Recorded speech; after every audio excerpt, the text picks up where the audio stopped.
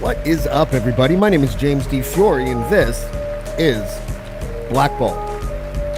I have a special announcement to make. Facebook is still good for at least one thing. And that one thing is sometimes you find these hidden gems that you know nothing about, and you're thankful that you did. One such thing happened to me the other day when I think I might have accidentally, or no, not accidentally, I think I clicked a Facebook reel that was like some slam dunk contest or something. And then the very next reel was the artist that we are about to meet today. He does absolutely stunning pencil art. He's one of those artists that makes it look like you're looking at a photograph. But then you find out that it's hand drawn with pencil, and you're just like, holy crap, this is an amazing talent. So he's with us today, and I can't wait to talk to him and just get to know him and what his life is all about. And his name is John. I'm going to get this last name wrong, I know. Ogunmolowa. I believe that's right. John, how are you, buddy? Yes, John Ogunmolowa. Okay, James. good. Nice to meet you. We know we have a little bit of a delay, so I'll try to make that work. But when I contacted you, you actually mentioned to me that since that Facebook reel went up, like you have just seen an explosion of people asking you about your work and following you on social media. Is that correct? Yes. So tell me how that's been and what that has felt like for you. It has been like it's been a Yeah. roller coaster. You understand? You know how social media works. You could just post, and unfortunately, this particular post, I think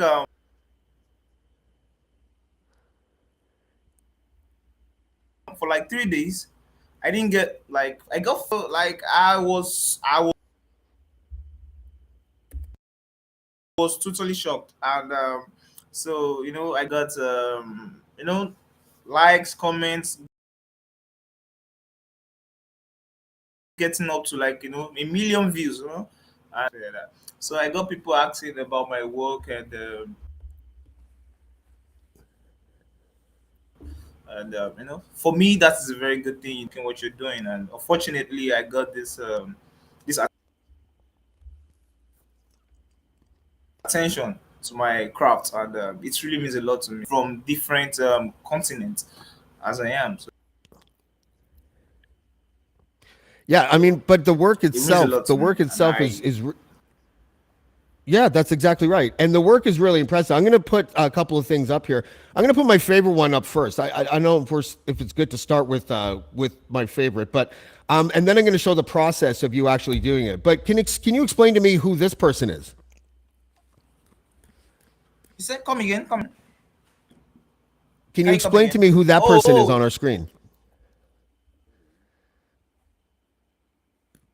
yes, that's this one of my favorite drawing. Uh, Yasuki is a black Hmm. samurai, a first black samurai. I think it's in 1957 or so. Yeah, no, not 1918. Yeah, 18 in the 1800s. You understand? So so all the way because of his body structure. He looks so hefty and everything. So right, in Japan, yes, in Japan. So his story What? intrigued me, and I did it. And lapis, and so it's really explosive. It's really explosive. Yeah, and here's the process of you I actually like it. doing it, which I find really neat So as well. So, yeah.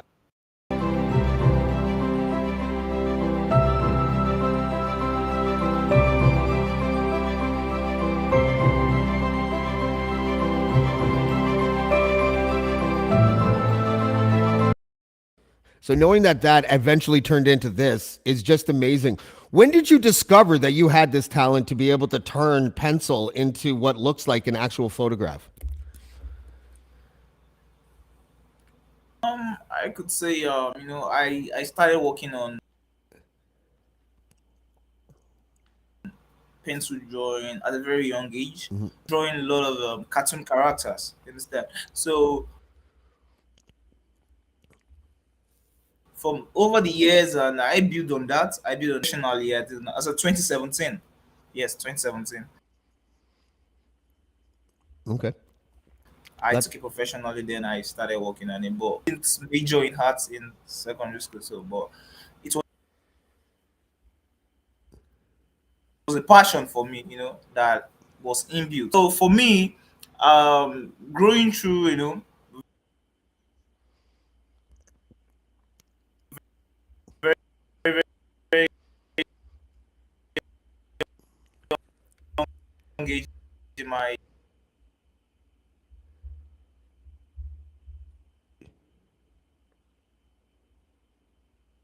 Nigerian life and everything. So I artist online, and the biggest inspiration from that artist also, and everything around me. So I built on that, and I just capitalize on that. who's this? This is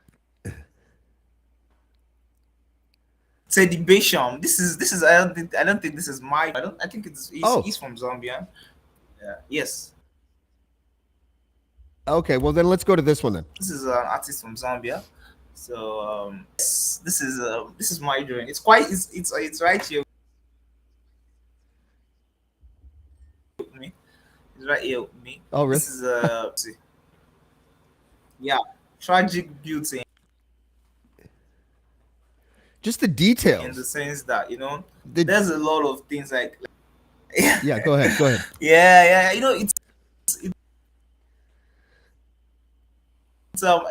This particular piece took me so I made this particular piece for 3 weeks. It's called Tragic Beauty.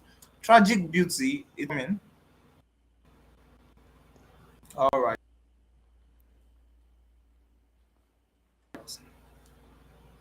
So this particular is a crop version of this particular piece. It's a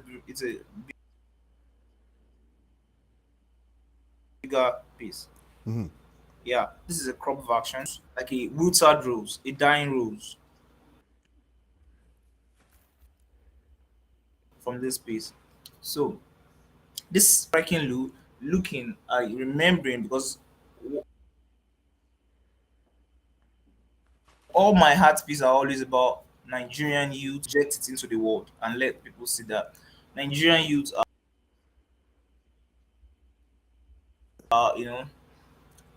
they are like the whole Hmm. any systemic oppression, anytime weighing them down, because you see potential that are trying to cross the boundary and all those kind of things. So you can hardly see a Nigerian youth that's not doing anything. This piece is talking about the duality of, like, it's balancing grace. Yeah, sorrow and grace, in the sense that Yeah. when you look at the dying, has the sorrow part. You understand? Hmm. Yeah, it has an interesting So that originating. So that's that particular particular piece. piece has an interesting mix between between strength and vulnerability, right? Like it has that balancing act between those two things, Like it's really striking. A lot of your Yes, stuff really yes, kind of speaks to that duality, I guess, right?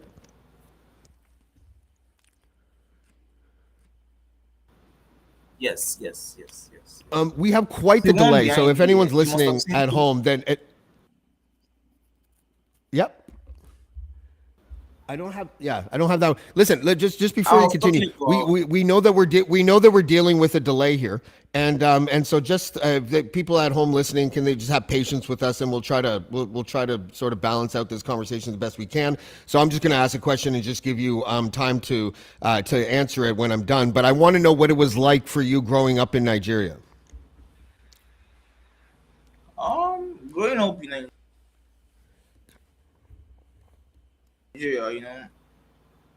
it's it's a good experience. I feel we grew up in a system whereby in the whole world. You understand? So that is more reason you find Nigeria everywhere in the whole world. So we grew up in the sense you need to do twice as much to be a Nigerian. So for me, growing up in the middle, I have a passion for art, and unfortunately, art is not well appreciated where I come from. So so unfortunately, because art doesn't strive enough, my parents feels okay. Art is not the thing. You can't family all want to earn a living. So I majored into science. That's why I studied civil engineering. Nevertheless, the passion for art never died in me. So I kept on, I kept on doing my art. And also, when I was when I was majoring in secondary school, I had to like I do a lot of creative stuff. While in my undergraduate days also, Mhm. I paint faces, and then I commission portraits for people, and I still have to maintain my like that. And I was still doing sciences, and I just want to excel in both sides. So for every Nigerian, it has not a very like I said Mhm. tough journey, but as I said, if you're a Nigerian, you live in Nigeria, you're able can literally live anywhere. You understand? So Yeah. that's basically how it has been for me. Yeah. Okay, so you do commission portraits like the one I have on the screen, yeah?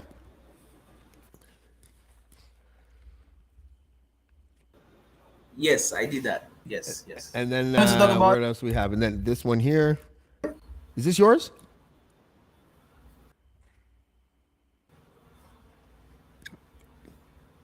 yes, yes, yes, Yeah. yes. It's just amazing looking at the work that you do and realizing after you look at it that it's not photography. Because excuse me, because if it was photography it would be really impressive, but the fact that you drew it instead is like everything to me. And I'm wondering if this new spike of popularity has resulted in you maybe being able to just be an artist and make a living that way. Um, to me, it's a new experience for me because I have to work, I have to manage my social media, I have to reply, redesign my website in order to manage the number of multitudes. Like for 4 days straight now, I have not been able to take a rest, like a good sleep. Or like me generally, like you have to respond to people. You need to like I have not even gone through my comment section. It's kind of a new experience for me generally, and Well, your yeah. social So media I'm your doing works. social I'm media working from home. response your social media response has been like a celebrity. Like when I look at your at some of your tweets and some of your Facebook posts, they're getting as much engagement as celebrities do. And I think what maybe you might find is that in the next little while, if you strike that iron while it's No, hot, really, I don't take it you like could end up making a lot of money. Listen, I'm when I post this interview, because we're gonna wrap up in a couple minutes because I think the audio is just too hard to fix right now. But when I post this interview, where what would you like me to post in order for people to contact you? Because I think you're gonna get a whole bunch of people asking you to do commissioned work. So I should I just put yeah? Do you want the commissioned work or what?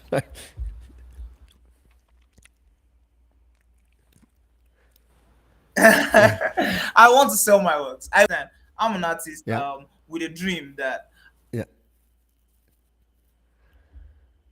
I want to be able to exhibit my works and sell my work. So as I told you earlier, I told you redesign my website in order to accommodate and you get me. So Mhm.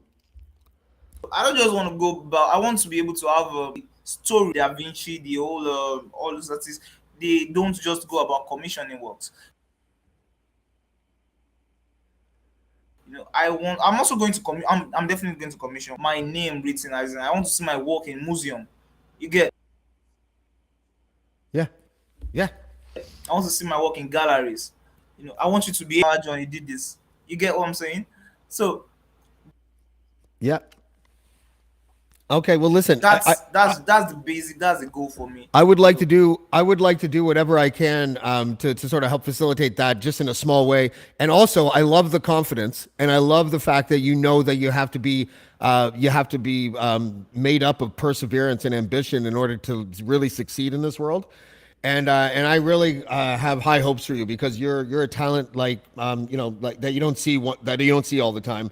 And listen, I would really love to thank you for coming on the show, and keep an eye out for my posts about you, and let me know if Thank there's you. anybody. Thank you. Yeah, no problem. Let me know if there's anybody that comes to you because of us, and then we'll catch up back with you in about a month or so. I'll look forward to that. I'll look forward to that. And thank you No problem. Thank you, John for your Ogunmolowa. time and for taking your. Yes, yes, yes. Yeah. Yes. Okay, just making sure I'm pronouncing it right. Thank you very much for coming on Blackballed, buddy. I appreciate it. All right, all right. Yeah, it's my pleasure. It's all my pleasure. All right. Have a good day, man. Sorry about the audio delay on that, buddy. Everyone, buddy, like I'm calling audience buddy now. But go to the YouTube page and check out the work that he's done. Again, I can't really stress enough how impressed I am that this was done all with pencil. His depth and shading is just amazing. I don't know how to use the right terminology when it comes to art, but the fact that this man is creating all of this with just pencil is just amazing. His work speaks for itself. Again, I'm really sorry about the audio today, but if you go to the YouTube page, at the very least, despite the delay in our back and forth and his audio issues, you can see what I mean when I'm super impressed by the talent that this man has, and I'm just super impressed. Okay, so we might have an extra show tonight. We did a show last night about the unreported from the Klondike Papers Justin Trudeau. I would call it a scandal. I did a couple of reviews after the show last night. So look, there was vaccines trickling in before the time that this other deal was on the table directly from Pfizer Switzerland. For Trudeau's government to receive 20 million doses by, I believe it was April 2nd. And at that time, all of these vaccines were trickling in, and it wouldn't be for another month before they got their hands on, I think, 8 million doses. So they could have tripled their doses that we had in Canada. If you remember at the time, all people were talking about was the delay. And so when you look under the hood of this story, you'll find that it is less about the availability of the vaccines, but the exclusivity of the contract. The idea that our government was making deals that really, okay, actually, really what it is that we look at the States all the time and we say a for-profit healthcare system is not the way to go. If you're in Canada, universal healthcare is the way to go. But for the vaccines, we adopted a for-profit healthcare system in that one arena. And that is why we didn't have vaccines as quickly as we could. The 20 million doses that Pfizer Switzerland was going to offer Canada directly would have been there by April 2nd or 3rd. And the idea that we said no to that because we had contracts with other firms and other sources that included middlemen and brokers is the scandal. Okay, so I want people to understand that it's not really about the fact that we didn't get the doses on time or that we had some sort of import delay or anything like that. It's that the Trudeau government chose not to come up with multiple sources for the vaccine, and they just relied on these contracts that had liberal-friendly PR agencies or middlemen or brokers. So that's what that story was, and we're going to follow up on that in the next few days. And tomorrow's Casual Friday, and we're going to see if we can have. I'm working on a show tonight. I don't know if we're going to be able to do it or not, but if we do, you guys are going to be kind of really impressed and maybe a little floored as well. So stay tuned for that. And we will see you next time on Blackballed. Blackballed. Blackballed. Blackballed. Blackballed. Blackballed. Blackballed.